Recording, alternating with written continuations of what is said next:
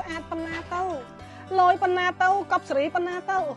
អញ្ចឹងបងប្អូនផ្កាគេធ្វើដាក់របៀបខ្មែរប៉ុន្តែគេវាយថ្មដុតនៅខាងក្នុងហ្នឹងគេធ្វើគ្រាប់ថ្មដុតដូចថ្មធម្មជាតិណាចាអញ្ចឹងមិនថាមុននឹងយើងធ្វើឡើងមកគឺយើងឆ្នើគិតអំពីធម្មជាតិខ្លាំងណាស់ហើយស្អាតមែនតើសូម្បីបងរៀបនេះក៏ស្អាតដែរចាស្អាតខ្លាំងហ្មងណាបងប្អូនអត់យកអីប្រៀបវាបានទេសម្រស់វិញគឺអូយផ្លឹកហ្មងបើនារីភេទវិញ18ចាតែក្មេងដល់តែ17អីតែមកចាស់វិញ35ស្អាតនេះ35អូខេបងប្អូនមុននឹងជិះរើផ្កាខ្ញុំមានច្រើនពណ៌កន្លែងខ្ញុំណាប៉ុន្តែបងប្អូនមើលបាតវាគឺល្អមែនតើចារឹងមាំមិនប្រេះសាំហើយអត់ជ្រាបទឹកគេបាតវាគឺបាតល្អគេធ្វើប្រភេទដេកបែបនេះគេធ្វើតែប៉ុណ្្នឹងឯងកម្រាស់វាគេធ្វើប៉ុណ្្នឹងបងប្អូនណាព្រោះអីគេធ្វើបិទលើអញ្ចឹងផងលើបាតផងបងប្អូន